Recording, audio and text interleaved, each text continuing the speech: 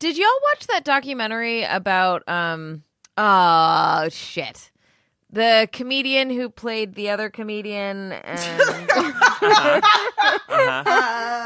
Jim Carrey Yes, and Andy thank Kaufman? you. No, Yes. wait, really? I got it. Yes. Wow. I love both of you so much.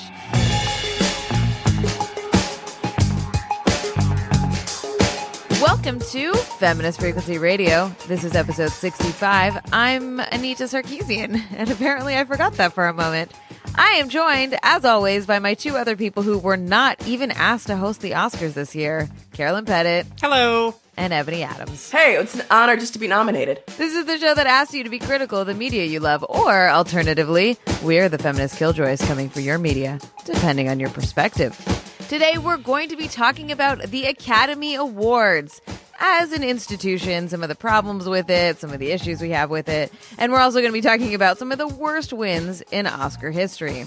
After that, we'll finish the show by each sharing a little something in What's Your Freak-Out? Now on with the show. Hello, my fellow non-Oscar nominated humans. Hi. Hi. It's a blow. It's a blow. Once again, my work has been ignored by the Academy. Every year. Fuck the Academy. I say that, the approval of my peers doesn't matter, but it does. It does. It'd be nice to be recognized. I mean, I don't approve of you, so it's true. Right, but I'm talking about my peers, Anita, not my subordinates. I think it was Bob Hope, who was a multi-time Oscar host, once joked, it's alwaalways exciting the day that the Academy Award nominations are announced, or as we call it at my house, Passover. Wow. Hey-yo! Yep. Funny, Bob. I was just at his airport. You were, yeah. There's a big statue of him. I pray to it every time I walk by. I don't really. Okay. That's weird. Yeah. I don't have strong feelings. Although I did used to live around the corner from where he lived. It was like this big gated. Then none of this matters. No. Why don't we just do the entertainment news? All right. Oh, President's Day episode. Get into it. I did not used to live near any president. Fact. No, don't try You and really walk it got to back change now. that. I mean, We'll come back to that in the bonus. life goals: live near a president at some point. I mean, I'll just piggyback on their security, Yeah, that's definitely how it works, Anita. That's definitely how it works. Yeah, I know. Yeah. That's what I'm saying. All right, Carolyn, give us some reprieve from this bullshit of my tiredness, please. All right, so I've got it's more bullshit. It's just a different kind of bullshit. So, all right, two words that inspire confidence in me every time I hear them: Bill Maher. Nope, For fuck's nope, sake. Really? Can we cancel that? So, Carolyn's fired. You're fired from this job. Ebony, you're taking over. Oh, God. So this is, I'm pulling from a story in the Daily Beast, but during a rant on his HBO show Real Time about how, according to him, the Oscars this year are too politically correct, he said this, talking about Green Book, which, of course, is one of this year's nominees. The one we here at Feminist Frequency are really rooting for. Can I stop you just real that quick? sounded way too serious and not sarcastic enough. Carol, can I just stop you real quick and say Bill Maher plus Green Book plus Oscars too politically correct? Like just the alchemy of, exactly, of those three things. There's no way this is something that's going to sit right with me. So, okay, I just had to take a moment. I'm sorry. Go, please. So continue. this is what he said during part of what he said during his rant. Green Book is a movie made by liberals for liberals, bursting at the seams with liberal values. Not good enough, right? He's not saying that Green Book is not good enough. He's saying that all of us are saying that it's not good enough, which it fucking isn't. He goes on to say, Carolyn just swore. She's real. I get fired up about I get fired up about movies. Maher went on to say, because the director is one of the Farrelly brothers, and as an inside joke for his crew, he used to pull his weenie out on movies like Dumb and Dumber. The poster for Something About Mary showed Cameron Diaz's hair styled with Ben Stiller's cum. I say he should get an award for just growing up. So he's totally making light of the fact that Peter Farrelly, the Oscar-nominated director of Green Book, used to just casually pull out his dick when shooting scenes like with actresses and my understanding is something he where I thought this was going. Yeah, I love how telling this statement is, but not, in the way that Bill Maher expects. So, one, he is absolutely right that this is a movie created by liberals for liberals. Oh, 100%. Like classic Hollywood self-congratulatory white liberals, right? Of course, they salivate all over a movie like this. But Bill Maher is saying that they should and we should, and that we should all be in love with this movie. Right. Yeah, and it's actually, the people who are criticizing this movie are not standard, issue, generic Hollywood white liberals. So yeah, of course we hate this movie. But then also the notion that someone should be applauded, congratulated, for growing up, for white men, for not being assholes anymore. For not doing you just have to do the absolute least, and we're supposed to be just falling all over ourselves, being grateful that you no longer show your weenie. That was the word. Yes. And this is creating, that's just completely inappropriate workplace behavior. My God. That's what Louis C.K. used to do. Yeah. But he doesn't do it anymore, Carolyn. So can't we acknowledge that he doesn't do it anymore? Let's all praise Louis C.K. for for growing up. If he doesn't do that anymore, and give him a big welcome back congratulatory tour. In other news, the video game industry was really taken. You're killing me this morning. What? No. Carolyn, are you starting to feel like you aren't appreciated? We ask you to bring us celebrity news or pop culture news every week, and every week we give you the business about it. Well, this is not there's plenty of sexual harassment and stuff in the video game industry, but this is not a sexual harassment story. This is a labor story. The video game industry was shaken as Activision Blizzard laid off 800 employees. Holy shit. How did I not hear about this? Sorry. I don't know.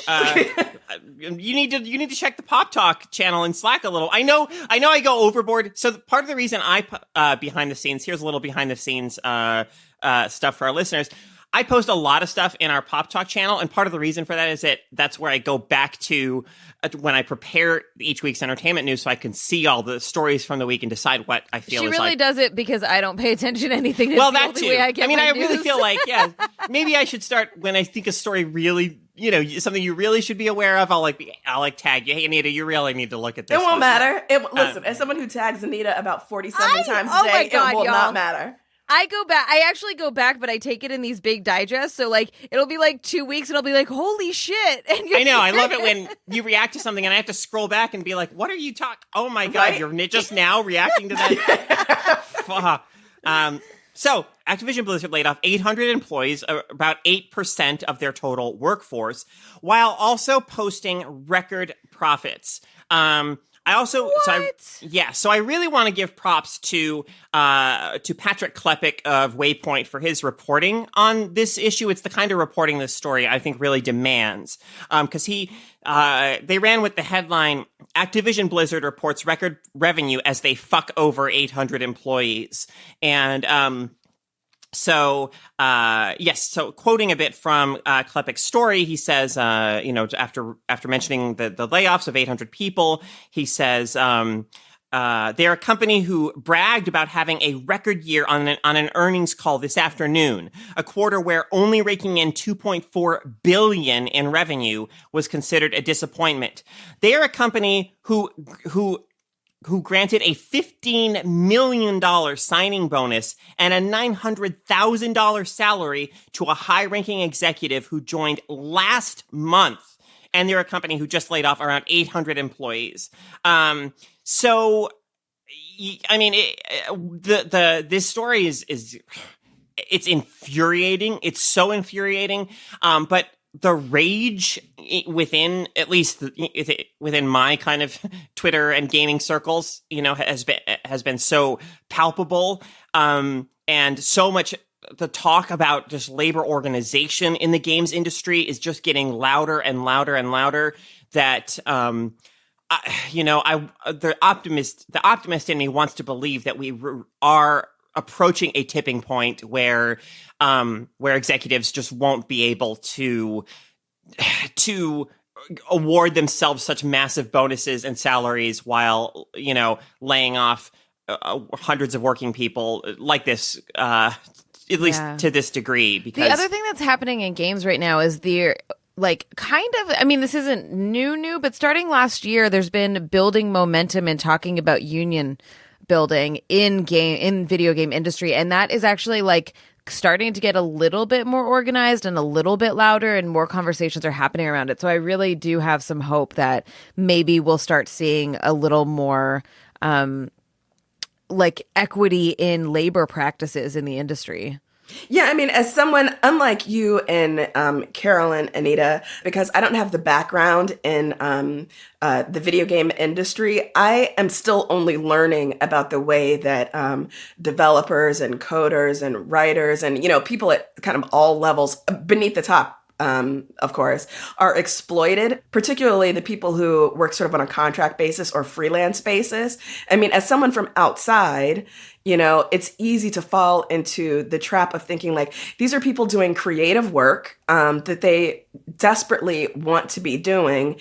And, I see the money flowing into that industry, and I assume that they're being remunerated properly. But of course they aren't, right? And so being the naive person that I was and not knowing anything about the industry, learning about I don't even remember what the name of it is called, but people working 80, 100-hour weeks. Yeah, crunch. Crunch, that's it. The culture of crunch, yeah. Yeah, and the notion that you should be grateful to have a position like that, that you should be grateful to run yourself ragged, to not be able to have, a life outside of that crunch time, to have your health go to shit, to have your relationships go to shit, and then to also not be paid fairly for that. Fuck. This whole capitalism is a trap, yo. Capitalism is a trap. Absolutely. Yeah. Before we wrap up entertainment news this week, I do want to share one story that has just, put a little spring in my step these past few days. And that is that this week on Saturday Night Live, host Don Cheadle, during one of the little segments where the host's job is to just, introduce the musical guest, he wore a shirt that said "Protect Trans Kids." And we stand. Forever. Yeah, absolutely. Just what a powerful gesture, it's it's kind of weird to say just wearing a t-shirt it would be a powerful gesture, but it really was, I think, tremendously meaningful for him to do that. And, obviously, the response on Twitter, of course, has been huge. And I'm really grateful to him for doing that. I think it was a really awesome thing to do. Yeah. Don Cheadle, we love. Yes, indeed. And as people are saying on Twitter, that's why you survived the end of Infinity War. Right. No, you were a real one.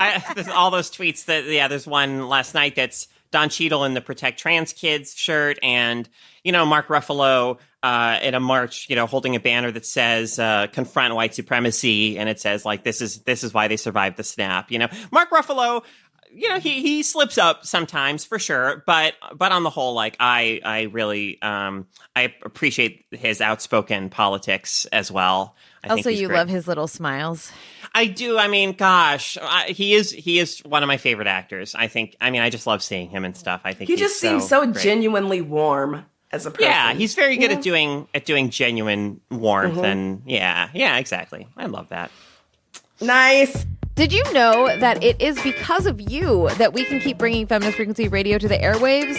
It's true. We are listener supported. So please consider joining our podcast community at d.rip/femfreak, where you'll get access to some fun perks and bonus episodes. And if you have a Kickstarter account, it's super easy because that's all you need to start a drip account. Ta-da! So please join us at d.rip/femfreak. All right. The 2019 Academy Awards are taking place this upcoming Sunday. Watched every year by tens of millions of movie fans around the world, the Oscars are the film industry's most high-profile opportunity to celebrate itself and to shape our collective notions of what cinematic excellence looks like. And boy, do they get it wrong sometimes. This week, we're going to look back at what we think are some of the most wrong-headed or just plain embarrassing victories in Oscar history. And also, I think we should chat a little bit just about the Oscars and the Academy in general, and how the Oscars like why they are how they are. Can I ask you both, just to begin, like, do y'all actually watch the Oscars regularly?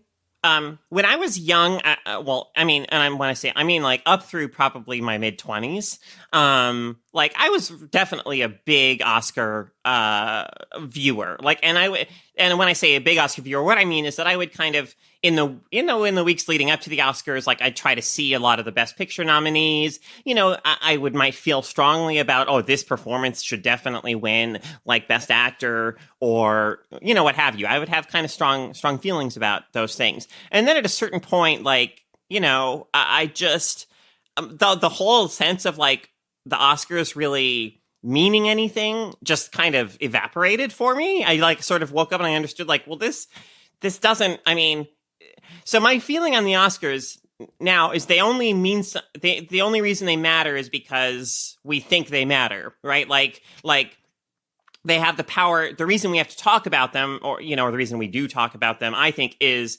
because, you know, they do have the power to shape what people think, you know, great film looks like. And that's important, right?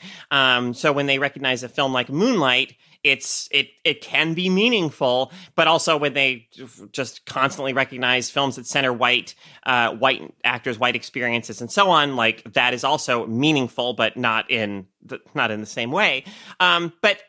You know, so now I'm kind of back to watching the Oscars and caring about the Oscars, but from a very different place, right? A place of like how are we?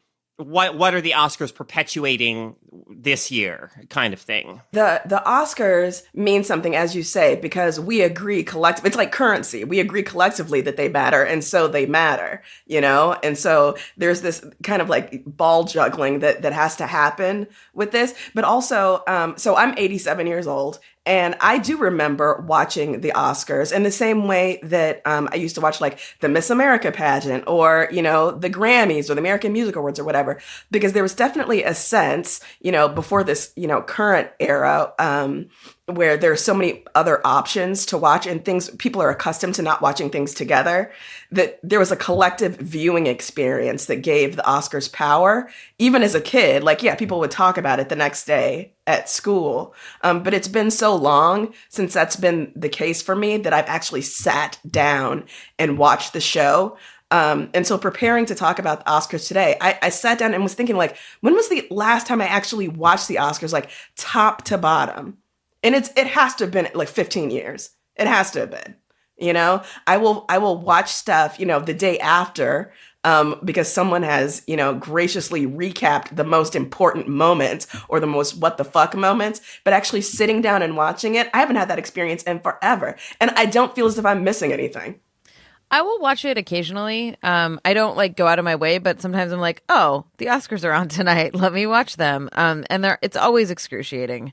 Like, it's always a really rough experience. And, you know, part of it is like what Carolyn's talking about. Like, I think there is a value to us as media critics, like understanding what is being perceived as important, and what, you know, and it allows us some space to, you know, I don't know.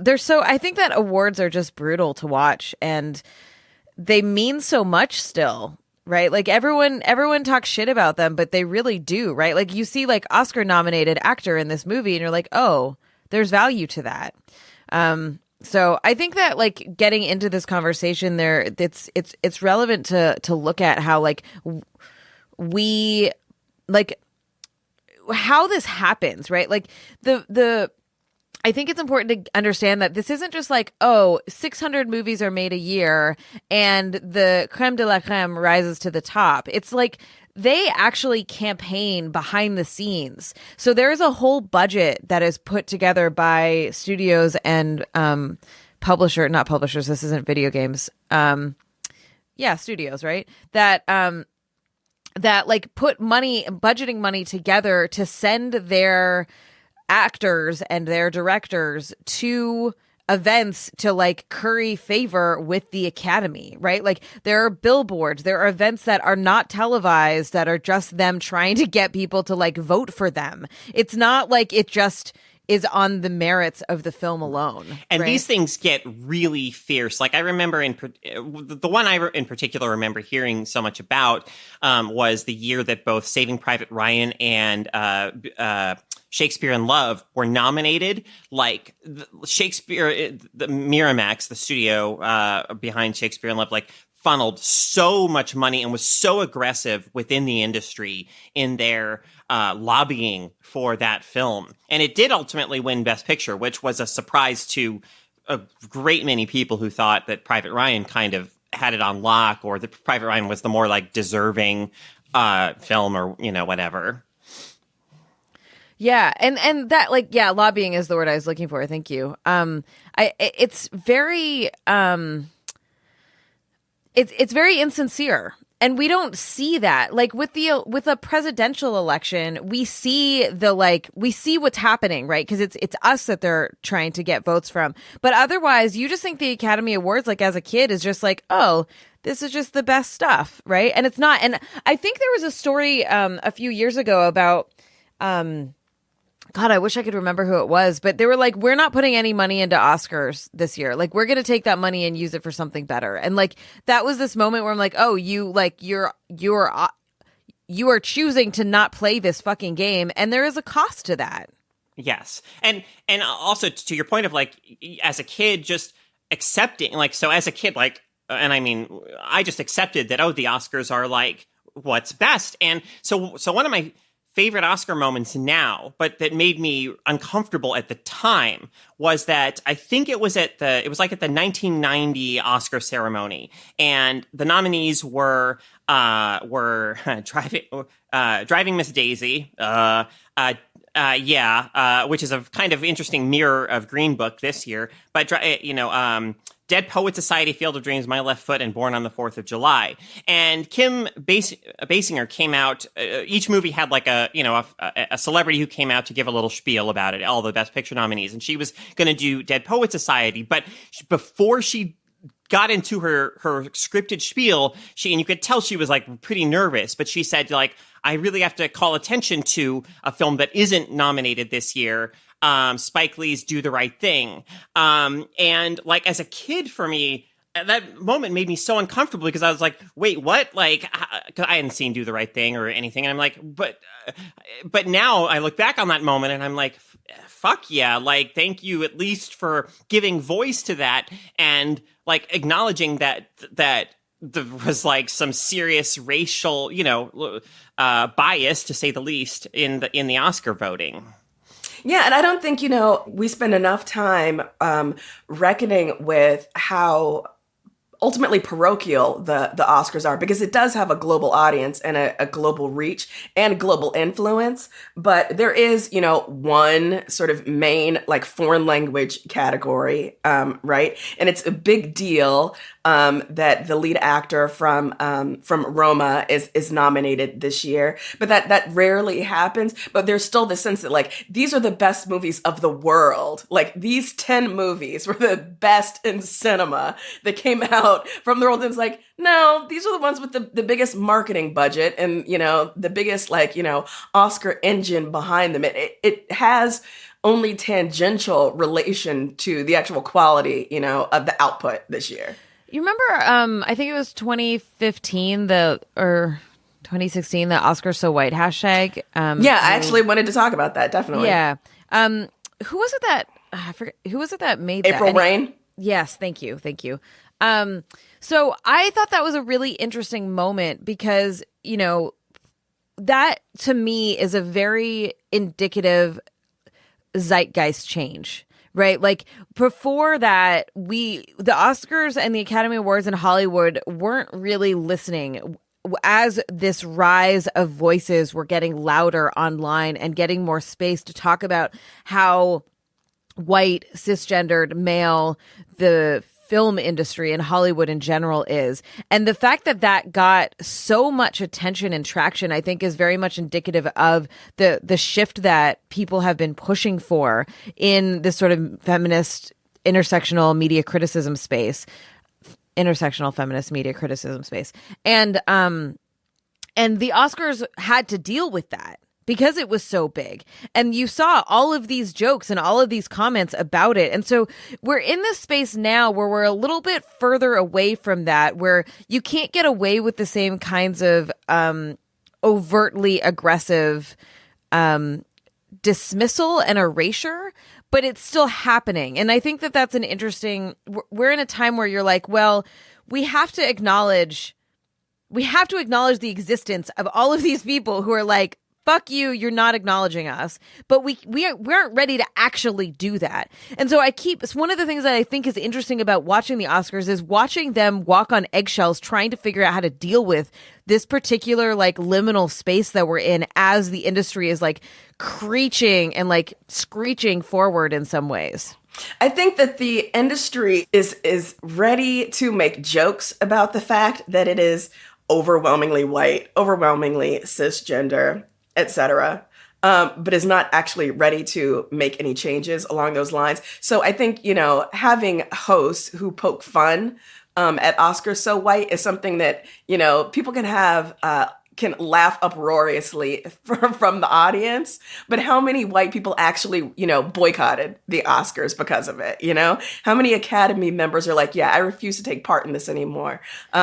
I think, people are very comfortable saying like, yeah, this is a problem, but we're not actually going to do anything about it. Or we will make the most token, Yes. sort of attempts to address this. And you better be happy with it, But meanwhile, they see, like relevance leach away year by year as, people are just like, yeah, this doesn't reflect what I watch, what I admire, what I valued in cinema this year. So why should I pay any attention to it? Well, and the tokenism is the issue here, I think, for a lot of us, in that, like, the Best Picture category has several stories about and starring people of color in a way that it historically has been. I don't think this is not normal for a Best Picture category, and it should be. Although we can talk about like the contents of those films and why they're problematic, but like that.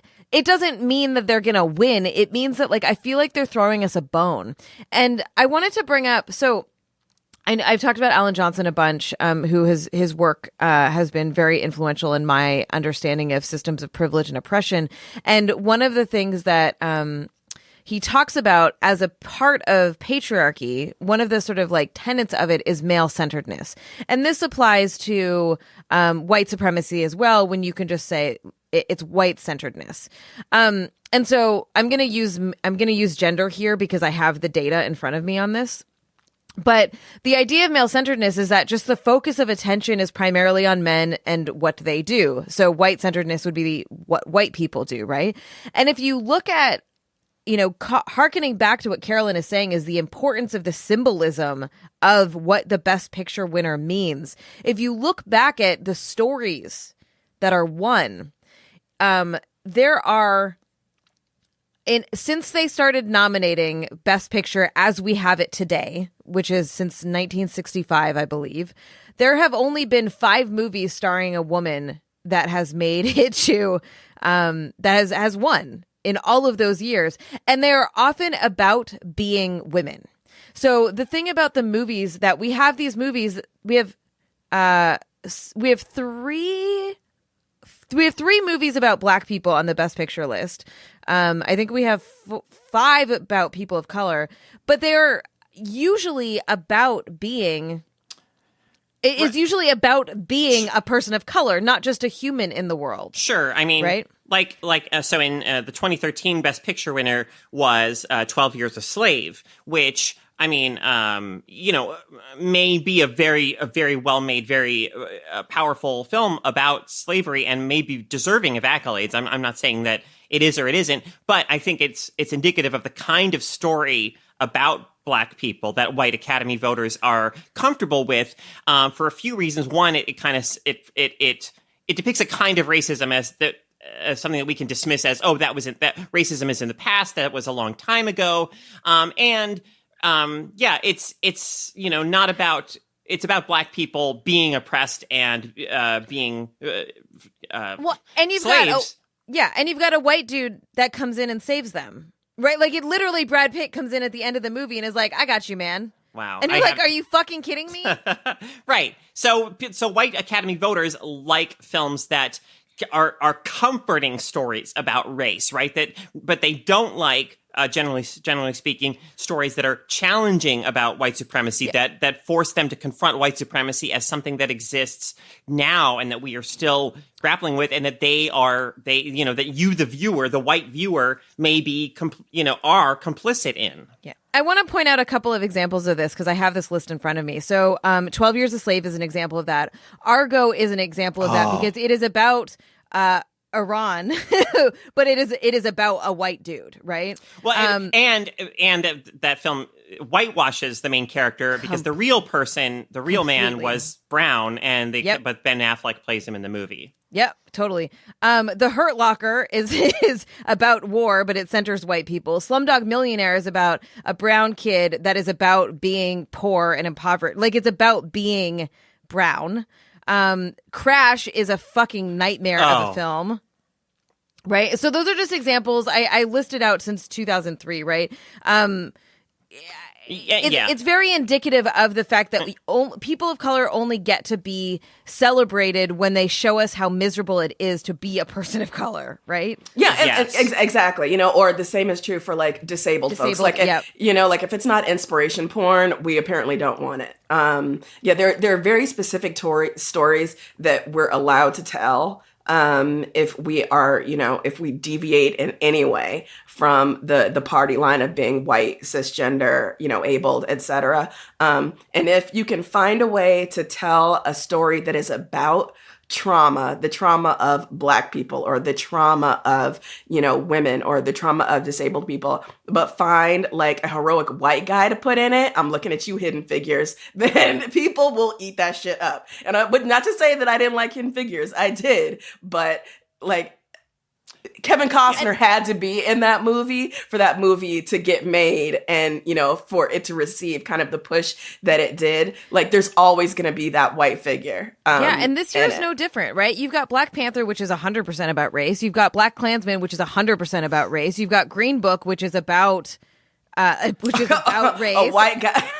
A white guy's version of race. If Green Book wins this year, which it probably will, which pains me to say that, it will, in my mind, essentially be a repeat of Crash winning because they're both, what I call feel-good movies about racism, right? Like you come out feeling like at least the white viewer is encouraged to come out of it feeling like, well, I'm not racist. I mean, I'm nothing like the white people who were shown as bad in that movie. Therefore, like, I'm one of the good ones.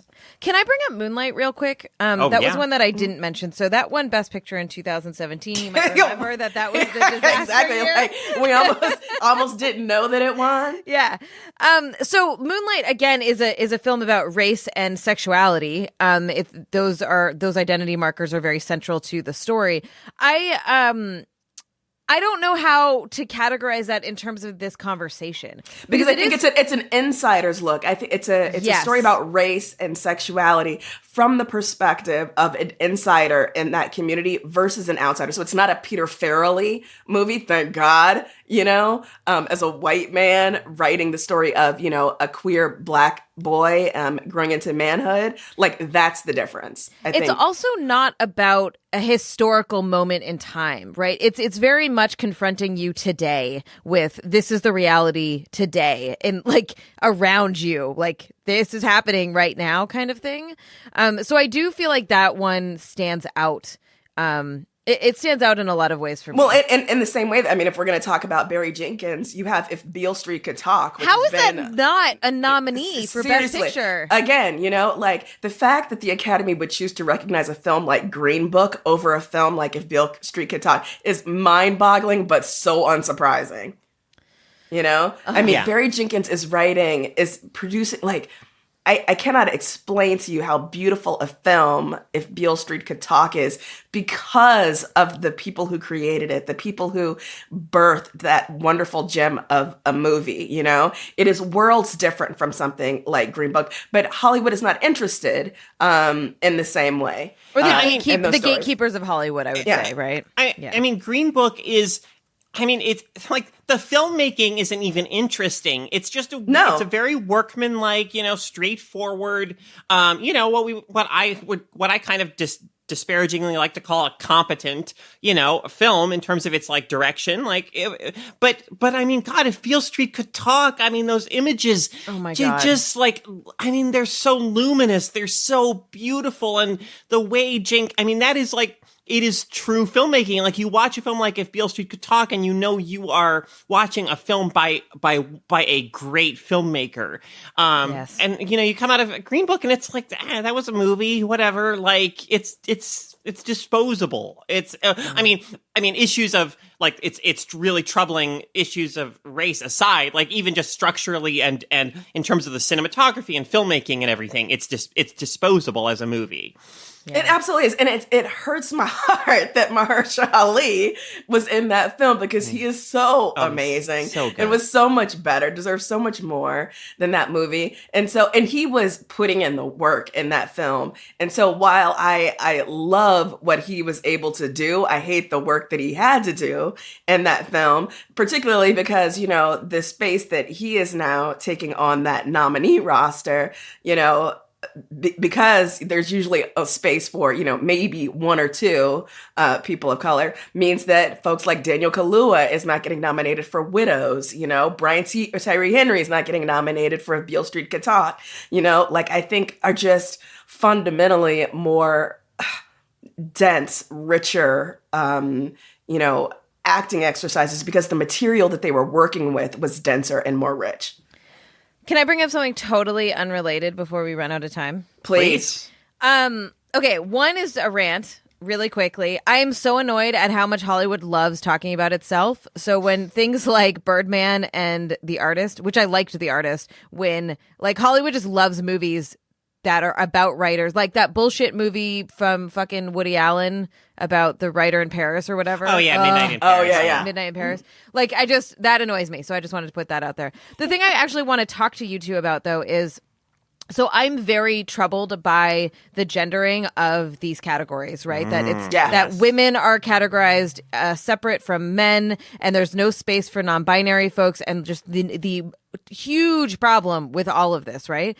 I tweeted about it recently, and some people gave me some really great feedback on that, about how like we can't separate those distinctions until we actually have equity in the way that we perceive acting abilities. And the fear is that if we dismantle those categories, and men are just going to keep winning over and over again. And I think that that's fair. Like, I don't think that we shouldn't dismantle the categories, but I think that is a valid concern in terms of like how do we move forward in this time? Yes. I mean, it's 100% true. And God, like, I don't have an answer for that, but I think acknowledging the problem is a very important part of the process. Yeah. I may have sort of just shut that conversation down. No. I mean, it's such an interesting point. It really bothers me a lot. Like, this is not a gendered thing. Acting is not a gendered thing. So why are we still today separating like the way that we look at, like, as if the way that a woman plays a role is different than the way a man plays a role? Right, in some like fundamental way, right? Yeah. And it, I mean, that just reminds me of this is kind of tangential, but really quickly, like there was a great piece I think now maybe a year and a half or 2 years ago by Angelica Bastien, whose work we mention here on the show from time to time, about like specifically about what's the actor's name who played the trans character in Dallas Buyers Club and got the Oscar for that? Jared Leto. Jared Leto, right? Thank you. Oh my God, how he and actors like him have kind of made method acting this very like masculine kind of seeming thing, right? It's all about like this particular kind of like pain and work and everything, and how that's like fucking up our collective notions too of what good acting is and what it looks like in this really kind of weirdly gendered way. Did y'all watch that documentary about oh shit, the comedian who played the other comedian and Jim Carrey and Andy Kaufman? You. No, yes. wait, really? I got yes. it. Yes. Wow. I love both of you so much.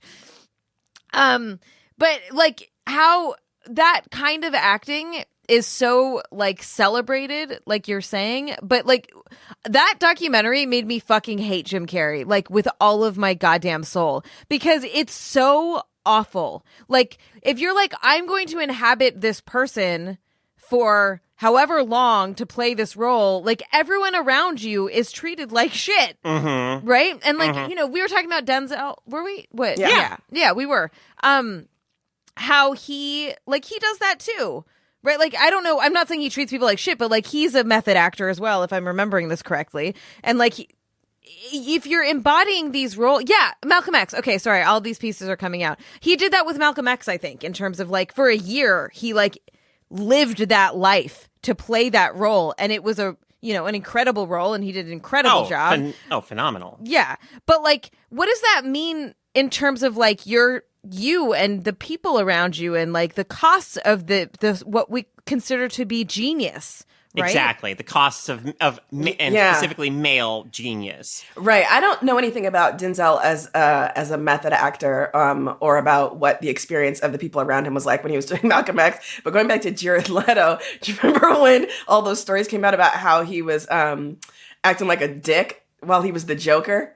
For Suicide Squad. Yep. And people were just like, yo, you need to do 100% less, Jared. This is so unnecessary. Like, this is never necessary. But also, you're just a dick. Like, this is not about you being the Joker. It's about what you think you can get away with in the name of being authentic for this role. The thing about the Oscars, too, and like, you know, when we talk about like the highlights and the moments, it's like, this is a huge platform that these people have. And when they get up on stage, there's a question about what is their thank you speech going to be? And we are always really excited when an actor uses that time to talk about something meaningful. Mm-hmm. And the hope is that, you know, if you did a film about a trans person or AIDS or race or whatever, you're gonna mention that, right? You're gonna talk about the issue that you just helped bring to light in some capacity. And fucking Jared Leto gets up there and was like, I had to wax my whole body. Yeah. Like he literally said that as a part of his acceptance speech in like, and that movie was really powerful. Like, I know it's super fucked up in terms of like who they cast and all of that shit, but like what the story they were trying to tell is a very powerful story and like a meaningful story. And like, it sucks that the people who these people that we know who made it don't give a fuck. They just wanted like Oscar bait movies. Yes. You know, speaking of like speeches and things, like just briefly, you know, as we look ahead to this week's, to the Sunday's Oscars, I mean, our mutual friend of the organization, Imran Siddiqui, has talked a lot about how white actors are so centered on screen and so celebrated by the Academy Awards, and never once basically does a white actor when winning their Oscar ever acknowledge their white privilege or how whiteness has basically given them the opportunities they've had or put them, help them win that Oscar, help them like achieve that moment. They've never called attention to white supremacy, or they very rarely, if ever, call attention to white supremacy. And, you know, I don't expect that to be different this year, but I sure hope it is. I would love for someone to do that.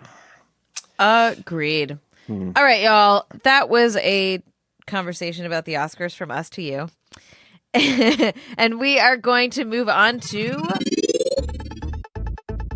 What's Your Freak Out? Ebony, would you like to get us started? Sure. I am freaking out about... So, okay. Y'all's president has decided he's going to declare a national emergency. Too late. I'm moving on. Not us. Not it. So y'all's president is declaring a national emergency so that he can get, funding for this unnecessary and racist border wall. He's trying to convince y'all to fall for the okie doke. Oh my God, Ebony. So anyway, pictures were taken of him at Mar-a-Lago this weekend. And as always, conversations around Trump that purport to be about how utterly feckless he is as a statesman, as a president, devolve into name calling about his weight. And I'm sick of it. I have no love for y'all's president. Y'all know this. This is not, like new news. But when you make fat phobic jokes about the president, it does not hurt Donald Trump. It hurts the fat people in your lives and the fat people around you who see how you characterize being fat, being overweight, being obese as something that's shameful, as something that's dirty, as something that's nasty, as something you would never, ever want to be. It's not funny. It's not clever. It's not new. Save it. Block, mute, I'm not doing this with y'all. There are so many things that we can and should be taking Donald Trump to task for. The fact that he lies about his weight is not even top 100 of the things that we need to be giving him the business for. It's tired. Stop doing it. It's not funny. That's my freak out. That is a wonderful freak out. Carolyn. Yo. What are you freaking out about? I'm freaking out about this South Korean film that I just watched called Burning, and specifically about the performance in it by Steven Yeun. And Steven Yeun is, people know him, I guess, from like The Walking Dead, which I've never watched. I saw him he has a small role in like Sorry to Bother You. I'm not very familiar with his body of work, but, he is known to like American audiences in a number of like English speaking roles. This is a film, made in South Korea. It's in Korean. It's an adaptation of a short story by the author Haruki Murakami, who's an author I really, really enjoy reading. I want to be very clear, like, Burning is not a feminist film. Murakami's work is definitely not feminist. It centers men. Invariably, women are presented as like mysterious, beings that just, cause all kinds of trouble in men's lives. But that checks out, though. That checks out. Well, I mean, but I read Murakami because he has a fascinating dreamlike narrative style and way with language. That's fascinating. Issues of sort of the inherent kind of sexism, aside. And Burning is no different, really. It is not a feminist film. So I want to be clear that I'm not recommending it as a piece of feminist media. It is, however, a very fascinating film.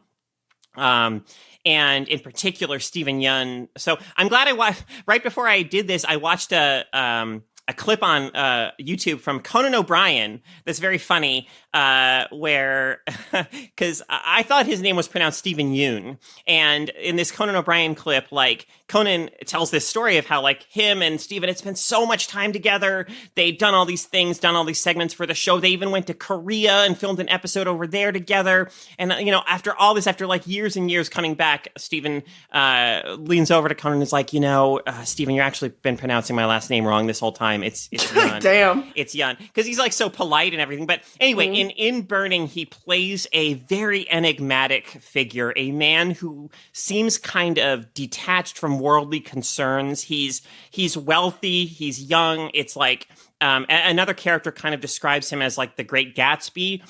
He's this figure of mystery, and his performance in the film is just so compelling. It's just it's so alluring, like it's so weirdly charismatic. That I like now I'm like excited about him as an actor when, I didn't really know of him much before. I do recommend Burning. It is a very singular film. You will not have seen much of anything like it. It has one of the most unforgettable ending scenes I've seen in a long, long time. But its gender issues are complex, to be sure, but Steven Yeun is incredible in it. Awesome. Yeah. All right, what's mine? Okay, I have two only because there was a special request for a specific freak out from me. I did an AMA on Instagram recently, and someone was asking me what I was listening to, and I just said that I was listening to James Blake's new album called Assume Form, and then someone asked me if I would freak out about it. So I wasn't planning on it, but here we go. I really like the album a lot. I don't know James. I've listened to songs of James Blake and I've liked his music, but I've never sat down and listened to an entire album before this one.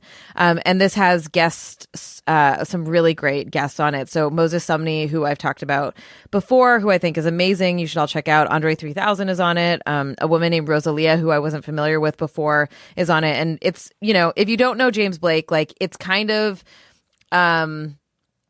it's sort of sad, depressing music. It's very moody. But I really like it a lot. So you can check that out if you are interested in that kind of a thing. What I really am going to freak out about is I went to a show this weekend called Tom Gun Live, which is a Top Gun spoof. If you were, did we talk about Point Break on here?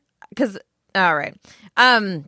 This is a group of people who put together these spoof shows about movies, right? So I had seen them previously do one about Point Break. They also had one about Terminator, and so I was really excited to see the Top Gun spoof. They cast the protagonist from the audience at the beginning of the show, and so it is an audience member who is a part of it that reads lines from a card and gets kind of moved around on stage, and it's super fun.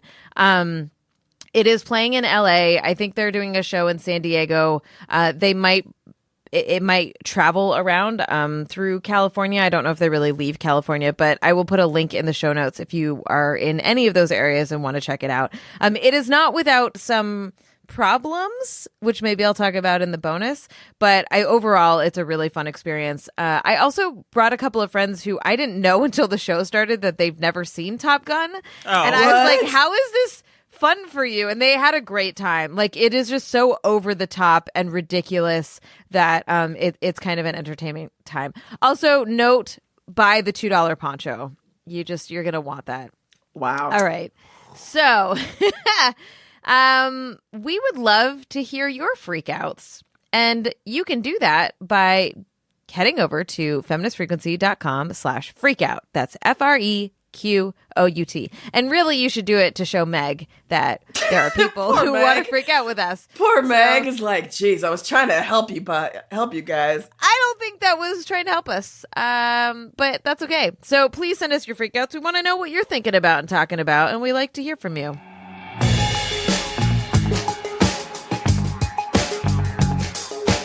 So that's our show. You can catch us back here every single Wednesday. Please stay tuned for the bonus episode, which is only available if you are a backer of this podcast, which you can be so easily. Just head over to d.rip/femfreak. If you are a Star Trek Discovery fan, our podcast is still rolling, so you can check us out at if you're a Discovery fan or if you hate watch Discovery. Yes, yeah, true. You'll welcome anyone, right? They don't have to be Discovery fans. We will welcome anyone, really. You're allowed to join us in this. It's not as big of a hate fest as it was last season. Just saying. And we've had 2 great guests already this season, so you should definitely check out this season of the Recap Freecast. If you are enjoying our show, please rate and review us on iTunes and tell your friends when you are sitting around at your goddamn Oscar party with your goddamn champagne and your little cards where you do your pre-voting or whatever bullshit y'all do. Be like, yo, I just listened to this great podcast about the Oscars. You should listen to it too. I can hand you a script if you need it. So just, ping me. You can check out all of our work and our other podcasts at feministfrequency.com, and be sure to follow us on Twitter at FemFreak to stay up to date on all of the news. You can find me at Anita Sarkeesian. I'm at Carolyn Michelle. You can find me at Oscar So White. Just kidding. Ebony Astor. Our producer is Phil Circus, who also composed our theme music. Technical support by Sarah Norales, production assistance by Taylor Simmons, and art by Jamie Varon. We'll see you next week. Bye. Later.